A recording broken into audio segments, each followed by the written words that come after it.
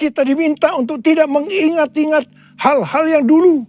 Sebab Tuhan sedang membuat sesuatu yang baru dengan cara yang ajaib. Tuhan akan menolong kita untuk memecahkan masalah-masalah yang kita hadapi dalam seluruh aspek kehidupan kita. Dengan cara yang baru atau paradigma yang baru. Tuhan mengingatkan agar kita yang sudah percaya dan lahir baru tidak lagi hidup dengan paradigma yang lama atau paradigma duniawi. Kita harus mengarahkan pandangan kita ke depan dan berlari-lari kepada tujuan yang artinya mengejar meskipun menderita untuk mendapatkan mahkota.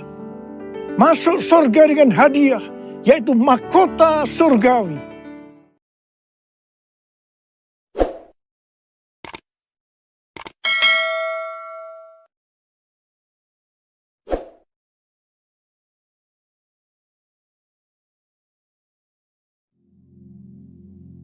Hari ini adalah Jumat Agung, di mana kita memperingati kematian Tuhan Yesus. Kita akan merenungkan kembali kasih Tuhan Yesus yang luar biasa yang diberikan kepada kita semua. Saya mau mengatakan sesuatu kepada saudara, bahwa apapun yang kita alami hari-hari ini dalam pandemi COVID-19 dan krisis ekonomi, kita harus tahu bahwa Tuhan Yesus sangat-sangat mengasihi kita semua. Yang paling penting kita harus mengerti bahwa kasih Tuhan Yesus kepada kita adalah supaya kita diselamatkan. Melalui segala peristiwa ini, kita harus ingat seperti yang terdapat dalam Roma 8 ayat 28 yang berkata, kita tahu sekarang bahwa Allah turut bekerja dalam segala sesuatu, baik enak maupun tidak enak, untuk mendatangkan kebaikan bagi mereka yang mengasihi Dia. Apakah saudara mengasihi Tuhan Yesus? Kalau saudara berkata ya, berarti ayat ini buat saudara dan juga buat saya. Saya percaya melalui semua yang terjadi, kita yang mengasihi Tuhan Yesus akan makin serupa dengan gambarnya. Melalui semua yang terjadi juga, mereka yang selama ini tertidur, suam-suam kuku, mati rohani akan dibangunkan kembali. Mereka akan bertobat dan minta ampun kepada Tuhan Yesus. Tuhan Yesus mengingatkan kita agar kita tidak hidup dalam ketakutan, kekhawatiran, kepanikan yang terus-menerus. Karena itu kita harus mengingat firman Tuhan dalam Yesaya 30 ayat 15 bagian B yang berkata, dalam tinggal tenang dan percaya terletak kekuatanmu. Kasih Yesus sungguh indah di dalam hidupku ini. Sungguh manis, lebih manis hidup bersama Yesus. Yesus, nama Yesus, pujilah Dia, kasih-Nya kepada saya sampai selama-lamanya. Yesus, nama Yesus, pujilah Dia, kasih-Nya kepada saya sampai selama-lamanya. Oh, kasih-Nya kepada saya sampai selama-lamanya.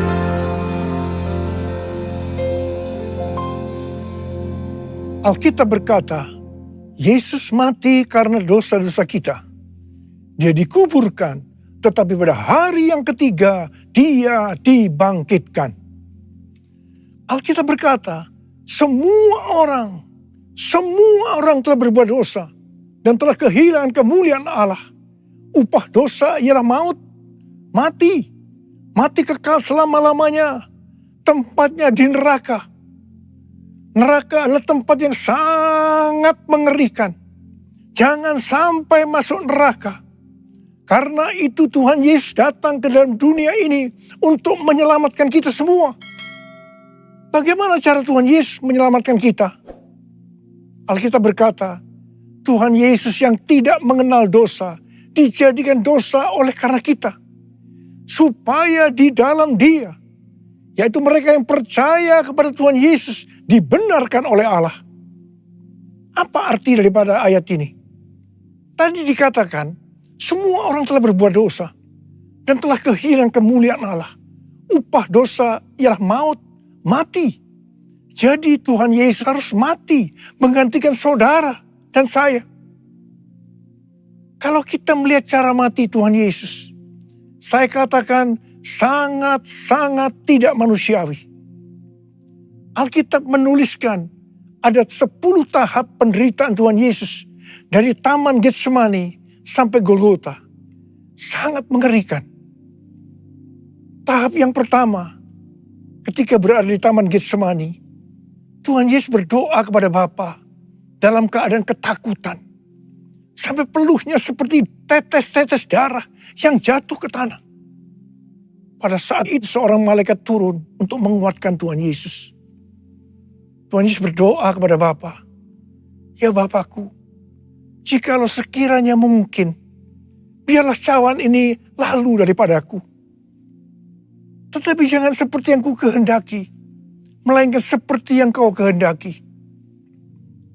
Di sini Tuhan Yesus mengajar kepada kita bahwa di dalam doa kita boleh menawar, tetapi jangan memaksakan kehendak. Bagi yang sekarang dalam keadaan ketakutan, kita harus ingat bahwa Tuhan Yesus pernah mengalami ketakutan untuk menebus dosa kita semua. Karena itu datanglah kepada Tuhan Yesus. Dia pasti mampu dan mau menolong kita semua.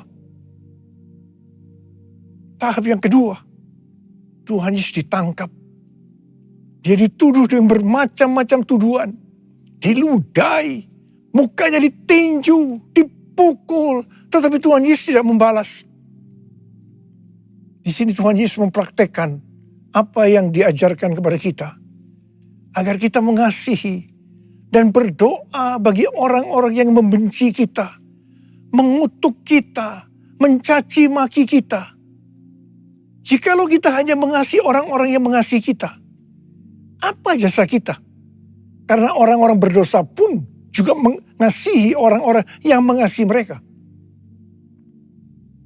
Tahap yang ketiga, Tuhan Yesus dibelenggu dan diadili. Waktu Tuhan Yesus diadili oleh Pilatus, ternyata tidak didapati kesalahan yang membuat Tuhan Yesus harus dihukum mati. Sementara itu orang-orang Yahudi terus berteriak-teriak supaya Tuhan Yesus dihukum mati. Salibkan dia! Salibkan dia! Salibkan dia! Akhirnya Pilatus menyerahkan Tuhan Yesus untuk disalibkan. Tahap yang keempat, Tuhan Yesus dicambuk. Proses awal dari penyaliban, jubah Tuhan Yesus dibuka dan dihukum cambuk. Dua algojo bergantian menghunjamkan cambuk ke punggung Tuhan Yesus. Ujung cambuk itu terbuat dari potongan tulang dan potongan besi. Tiap kali cambuk itu dihunjamkan ke punggung Tuhan Yesus, itu menimbulkan luka yang dalam. Tuhan Yesus berteriak-teriak kesakitan. Darah Tuhan Yesus bercucuran. Tuhan Yesus bermandikan darah. Tahap yang kelima, kepala Tuhan Yesus diberi mahkota duri. Duri ditancapkan di kepala Tuhan Yesus dengan cara dipukul. Sakitnya luar biasa. Darah bercucuran. Tahap yang keenam, Tuhan Yesus memikul salib. Dalam kesakitan, berlumuran darah, ditambah semalaman Tuhan Yesus tidak tidur. Tuhan Yesus harus memikul salibnya. Tuhan Yesus jatuh, bangun karena tidak kuat. Maka Simon dari Kirene disuruh menggantikannya. Tahap yang ketujuh, tangan dan kaki Tuhan Yesus dipaku. Sakitnya luar biasa. Darah bercucuran. Tahap yang ke-8, Tuhan Yesus digantung di atas kayu salib. Pada saat itu Tuhan Yesus menderita secara lahir maupun batin. Secara lahir, dia merasakan sakit yang luar biasa di sekujur tubuhnya. Dan juga merasa sesak karena ada cairan yang menekan jantungnya. Secara batin, Tuhan Yesus menderita karena Tuhan Yesus melihat semua orang yang lalu lalang menghujat dia. Ahli-ahli Taurat, tua-tua, imam-imam menghujat dia. Bahkan salah satu penjahat di sebelahnya juga ikut menghujat. Tahap yang ke-9. Tuhan Yesus merasa ditinggalkan oleh Bapa. Sekitar jam 12 siang sampai jam 3 petang. Tiba-tiba langit di sekitar Golgota menjadi gelap. Tuhan Yesus gelisah. Tuhan Yesus gelisah. Dan dia berteriak, Eli, Eli, lama sabachthani. Eli, Eli, lama sabachthani. Allahku, Allahku, mengapa engkau meninggalkan aku? Tuhan Yesus merasa ditinggalkan oleh Bapa. Orang yang berdosa pada hakikatnya dipisahkan dari Bapa. Jadi untuk menebus dosa orang yang berdosa, maka Tuhan Yesus harus merasakan ditinggalkan oleh Bapa, dipisahkan dari Bapa. Saya percaya ini adalah puncak penderitaan Tuhan Yesus. Penderitaan lainnya tidak ada artinya dibandingkan merasa ditinggalkan oleh Bapa. Bagi saya, kalau saya tidak merasakan hadirat Tuhan, itu adalah hal yang paling berat dalam hidup saya. Karena itu setiap hari saya selalu menjaga langkah-langkah dalam hidup saya. Agar saya terus mengalami hadirat Tuhan.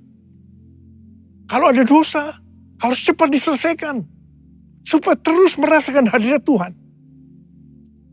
Saya berharap saudara juga melakukan hal yang seperti itu. Kalau ada di antara saudara yang sudah tidak merasakan hadirat Tuhan, dan saudara menganggap itu biasa, saudara harus bertobat. Tidak ada yang lebih berbahagia daripada kalau kita berada dalam hadirat Tuhan. Sebab Alkitab berkata, di hadapanmu ada sukacita berlimpah-limpah. Artinya di dalam hadirat Tuhan ada sukacita dan kebahagiaan yang berlimpah-limpah. Tahap yang ke-10. Tuhan Yesus berkata, sudah selesai. It is finished. Ya Bapa, ke dalam tangan-Mu lah kuserahkan nyawaku. Lalu Tuhan Yesus mati. Tak terukur kasih-Mu Yesus, Kau telah mati gantikan diriku. Kau curahkan darah-Mu untuk tebus dosaku. Layaklah Kau Tuhan dipuji dan disembah dengan segenap hatiku. Layaklah Kau Tuhan dipuji dan disembah dengan segenap jiwa ragaku. Dengan segenap jiwa ragaku. Dengan segenap jiwa ragaku. Pertanyaannya, mengapa Tuhan Yesus harus mati dengan cara demikian? Mengapa tidak dengan cara yang mudah? Dipenggal kepalanya, selesai. Mengapa Tuhan Yesus harus mati dengan bermandikan darah? Alkitab katakan, tanpa penumpahan darah, tidak ada pengampunan dosa. Untuk mengampuni dosa saudara,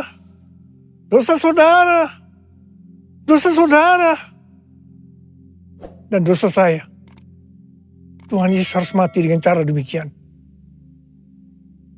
Selain itu, apalagi yang Alkitab katakan dengan cara mati Tuhan Yesus yang seperti itu? Yang pertama, penyakit kita lah yang ditanggungnya. Yang kedua, penderitaan kita yang dipikulnya. Dan oleh bilur-bilurnya kita disembuhkan. Oleh bilur Yesus ku disembuhkan. Oleh bilur Yesus ku disembuhkan. Oleh bilur Yesus ku disembuhkan. Haleluya, amin. Oleh bilur Yesus ku disembuhkan. Oleh bilur Yesus ku disembuhkan. Oleh bilur Yesus ku disembuhkan. Haleluya, amin. Haleluya, amin. Haleluya. Manis mati karena dosa-dosa kita. Dia dikuburkan. Tetapi pada hari yang ketiga, dia dibangkitkan. Haleluya. Tuhan Yesus tidak mati selamanya. Tetapi pada hari yang ketiga, Tuhan Yesus dibangkitkan. Apa yang Alkitab katakan? Kalau sampai Tuhan Yesus tidak bangkit. Yang pertama, sia-sialah pemberitaan firman Tuhan. Saya di sini memberitakan firman Tuhan. Tidak ada artinya. Sia-sia. Tetapi puji Tuhan. Tuhan Yesus hidup. Tuhan Yesus bangkit. Pemberitaan firman Tuhan menjadi tidak sia-sia. Hal yang kedua. Kalau sampai Tuhan Yesus tidak bangkit. Sia-sialah kepercayaan kita. Dan kita akan tetap mati di dalam dosa-dosa kita. Demikian juga dengan orang-orang yang mati di dalam Tuhan. Mereka akan tetap binasa. Tetapi puji Tuhan, Tuhan Yesus bangkit. Kita tidak akan mati di dalam dosa-dosa kita. Tetapi kita akan bersama-sama dengan Tuhan Yesus selama-lamanya. Haleluya. Dan hal yang ketiga, kalau sampai Tuhan Yesus tidak bangkit, kita adalah orang-orang yang paling malang dari segala manusia. Tetapi puji Tuhan, Tuhan Yesus bangkit. Kita bukan orang-orang yang paling malang, tapi justru orang-orang yang paling beruntung dari segala manusia. Ada berapa banyak di antara saudara orang-orang yang paling beruntung dari segala manusia? Saudara yang katakan, sebab dia hidup, ada hari esok. Sebab dia hidup, ku tak gentar. Karena ku tahu dia pegang hari esok. Hidup jadi berarti sebab dia hidup. Hidup jadi berarti sebab dia hidup. Hidup jadi berarti sebab Yesus hidup. Karena Tuhan Yesus hidup, maka ada hari esok. Karena Tuhan Yesus yang pegang hari esok saudara dan saya, dia hidup. Dia berkata kepada kita, jangan kamu takut, jangan kamu khawatir, jangan kamu panik. Karena Tuhan Yesus hidup, maka mujizat-mujizat yang dilakukan oleh Tuhan Yesus 2000 tahun yang lalu masih ada sampai dengan hari ini. Orang buta melihat, orang lumpuh berjalan, orang tuli mendengar, orang mati dibangkitkan, orang kusta menjadi tahir, dan kepada orang miskin diberitakan kabar baik. Karena Tuhan Yesus hidup, kita akan melihat Pentakosta yang ketiga akan digenapi. Di mana melalui semua peristiwa yang sedang terjadi saat ini, penuaian jiwa yang terbesar dan yang terakhir sebelum Tuhan Yesus datang kembali terjadi. Bangkitnya generasi Yeremia, yaitu generasi anak-anak muda yang dipenuhi dengan Roh Kudus. Cinta mati-matian kepada Tuhan Yesus, tidak kompromi terhadap dosa, dan akan memenangkan banyak jiwa. Kepada kita, orang yang sungguh-sungguh dengan Tuhan, akan diberikan kuasa untuk menyelesaikan amanat agung Tuhan Yesus. Karena Tuhan Yesus hidup, maka dia mengingatkan kepada kita sesuai dengan 1 Petrus 2 ayat 9 yang berkata, tetapi kamulah bangsa yang terpilih, imamat yang rajani, bangsa yang kudus, umat kepunyaan Allah sendiri, supaya kamu memberitakan perbuatan-perbuatan yang besar dari Dia yang telah memanggil kamu keluar dari kegelapan kepada terangnya yang ajaib. Jadi, dengan kuasa dari Pentakosta ketiga, kita akan menyelesaikan amanat agung. Dan setelah itu Tuhan Yesus datang kembali. Haleluya. Karena Tuhan Yesus hidup, maka memasuki tahun 2022, dia memberikan tema bahwa tahun 2022 adalah tahun paradigma yang baru. Kita diminta untuk tidak mengingat-ingat hal-hal yang dulu. Sebab Tuhan sedang membuat sesuatu yang baru dengan cara yang ajaib. Tuhan akan menolong kita untuk memecahkan masalah-masalah yang kita hadapi dalam seluruh aspek kehidupan kita dengan cara yang baru atau paradigma yang baru. Tuhan mengingatkan agar kita yang sudah percaya dan lahir baru tidak lagi hidup dengan paradigma yang lama atau paradigma duniawi. Kita harus mengarahkan pandangan kita ke depan dan berlari-lari kepada tujuan, yang artinya mengejar meskipun menderita untuk mendapatkan mahkota. Masuk surga dengan hadiah, yaitu mahkota surgawi.